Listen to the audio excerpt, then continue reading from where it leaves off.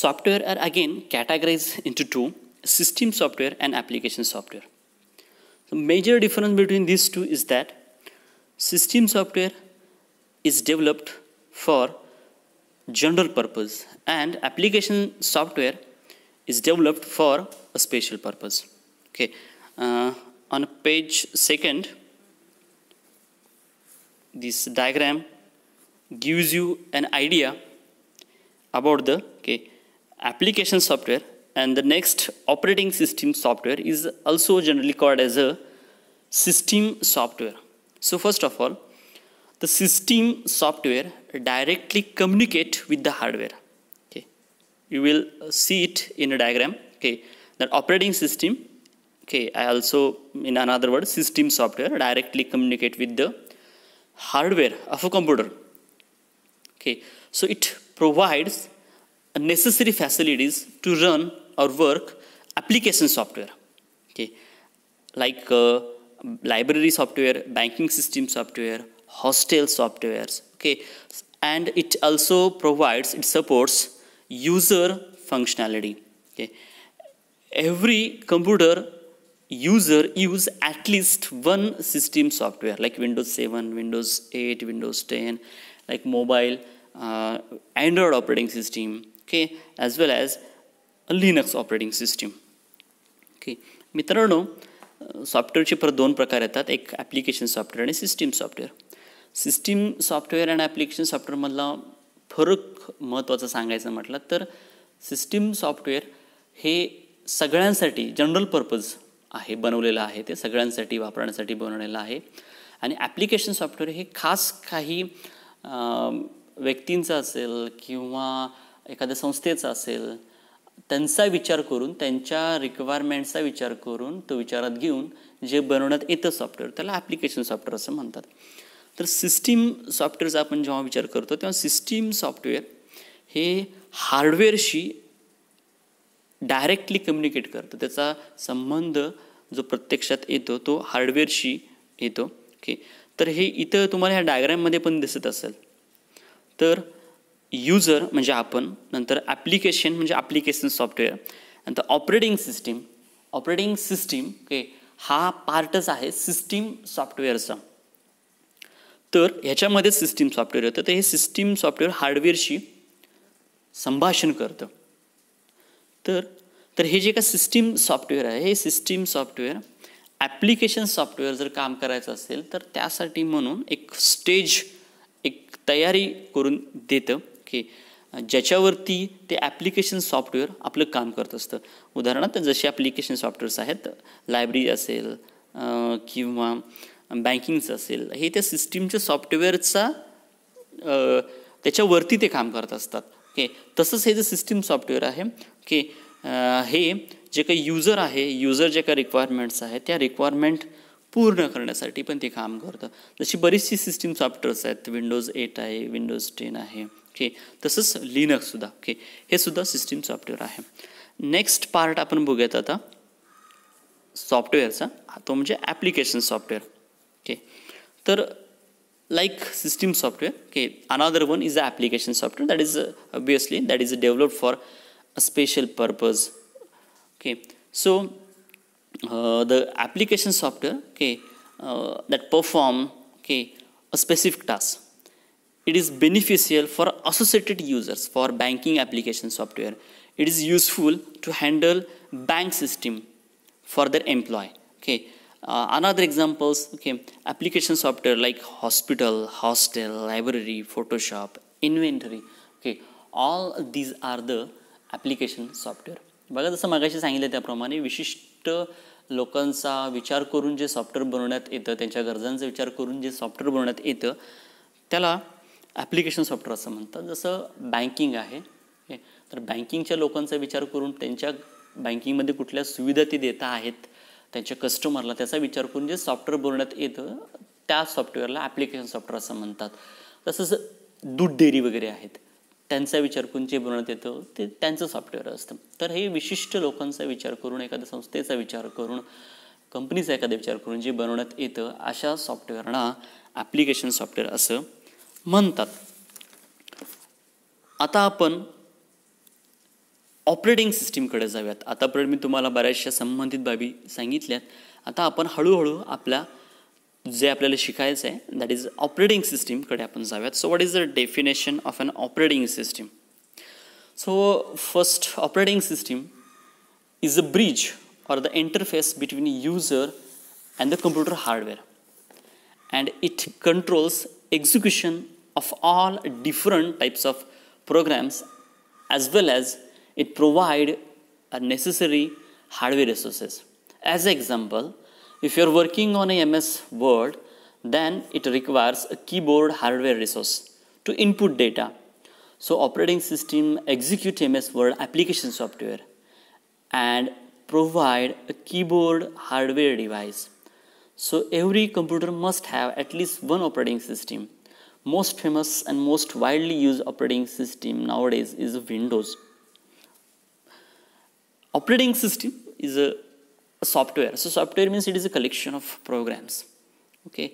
So the role of operating system is that it is the interface between a user and a hardware. Okay, so it provides a necessary requirement to the user. It is related to the hardware or any application softwares also. Okay, तर मित्रांनो, operating system म्हणजे काय बघा, तर ही operating system user आणि हार्डवेअरच्या मधला एक इंटरफेस आहे, तो एक माध्यम आहे. ओके, तर युजरनं काही इन्फॉर्मेशन, काही सूचना दिल्या, ओके, तर ती घेते आणि ते जे काही युजरला काय लागेल, त्याची काय जशी गरज आहे त्या गरजेनुसार ओके ते पूर्ण करण्याचं काम ऑपरेटिंग सिस्टीम करते. कारण ऑपरेटिंग सिस्टीम हे युजरनं देतं, ती माहिती घेते, ते सूचना घेतं आणि हार्डवेअरला समजेल ह्या भाषेमध्ये ते कन्व्हर्ट करतं.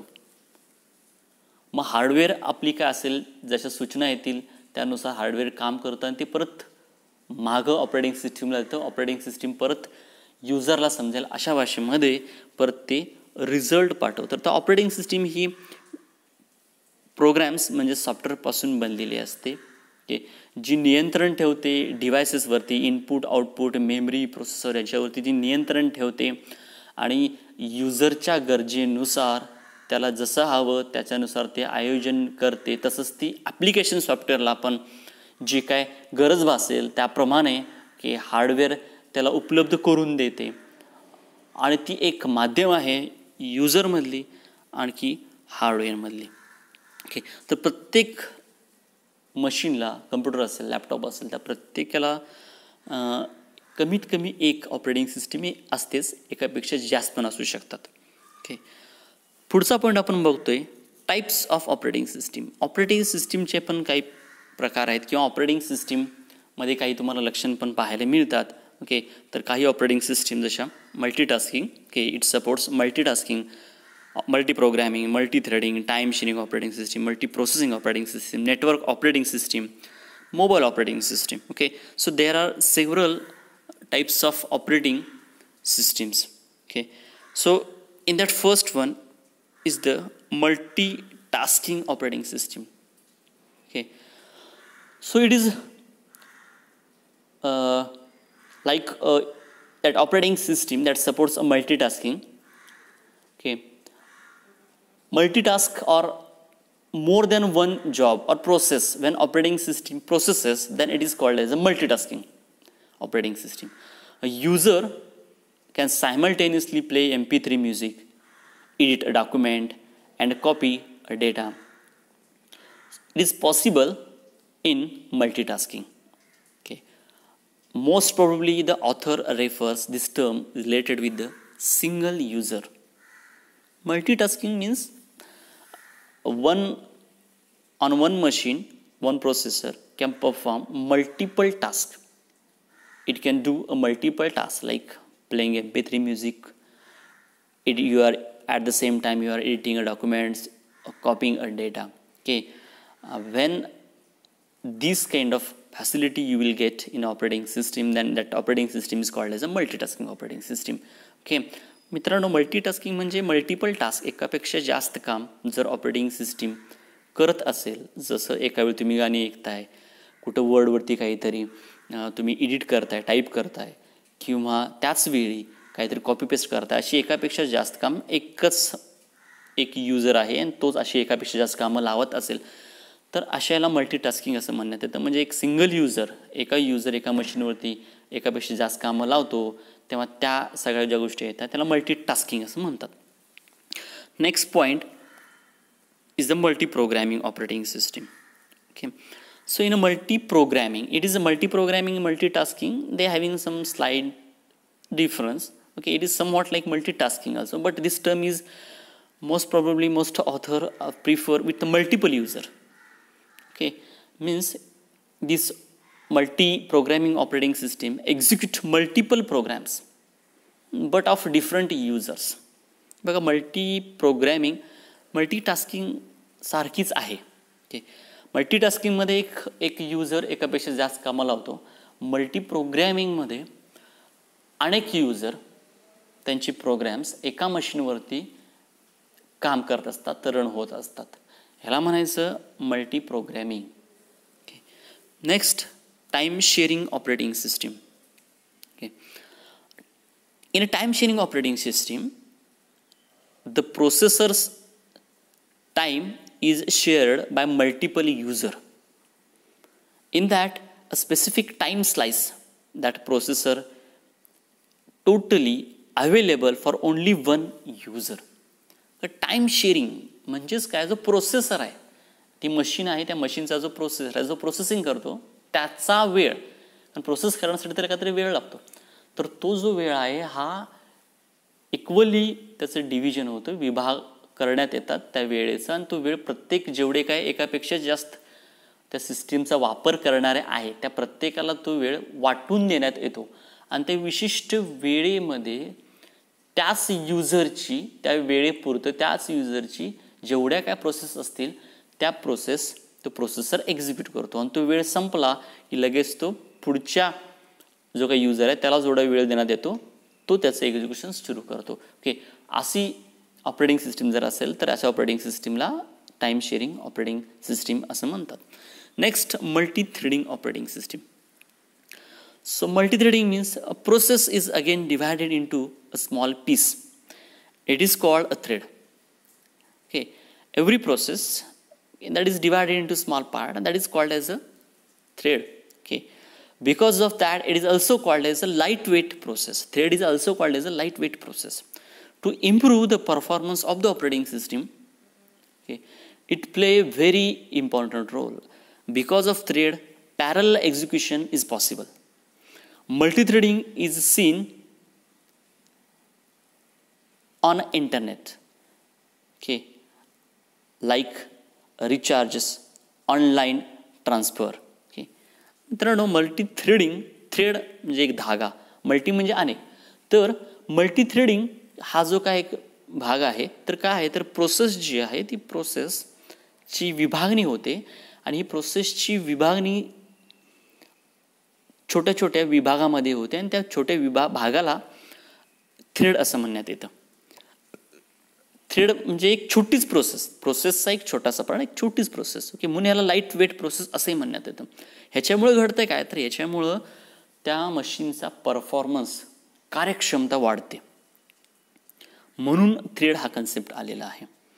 ओके, तर हे कुठं उपयोगाला येतं खास करून, तर हे इंटरनेटवरती जेव्हा तुम्ही ऑनलाईन कामं करत असाल, जसं बँकिंग सिस्टीममध्ये असेल, पैसे वगैरे ट्रान्सफर करण्यात असेल, रिचार्ज वगैरे भरण्यात येतं, तर अशा वेळी थ्रेडिंगचा कन्सेप्ट येतो. ओके, आणि ह्याला म्हणायचं मल्टी थ्रेडिंग. नेक्स्ट आहे मल्टी प्रोसेसिंग. तर मल्टी प्रोसेसिंग म्हणजे काय बघा, तर मल्टी प्रोसेसिंगच्या ओके, मल्टी प्रोसेसिंग. ओके, ह्याच्या अगोदर, okay, before of this we discussed different types of operating system. Okay, but all are related with uni or single processor operating system. But the multiprocessor, this word multiprocessor means multiple processor. Okay, means more than one processor in a single computer. Okay, because of this multiple processes are executed by multiple processor at a time. ह्याच्या अगोदर जे आपण types बघितल्या त्याच्यामध्ये त्या सगळ्या संबंधित होत्या single प्रोसेसरच्या संदर्भानं.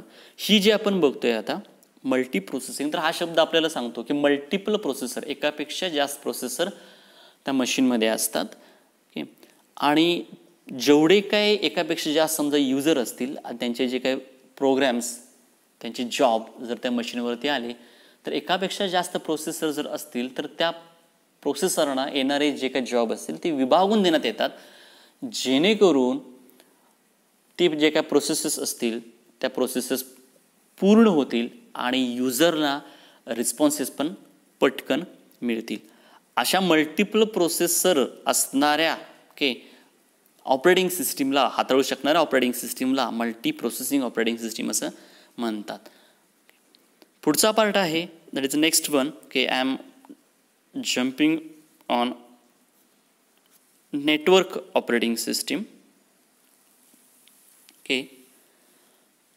So in a network operating system, this network operating system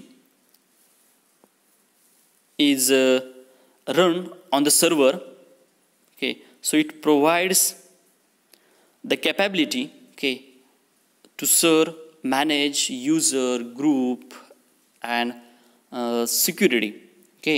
So this operating system is specially developed for network, server and client. Network operating system म्हणजे नेटवर्कचा जो कन्सेप्ट आहे, नेटवर्कमध्ये जर तुम्हाला कामं करायची असेल, त्या सुविधा तुम्हाला मिळायची असेल तर त्याच्यासाठी म्हणून ही नेटवर्क ऑपरेटिंगचा उपयोग होतो.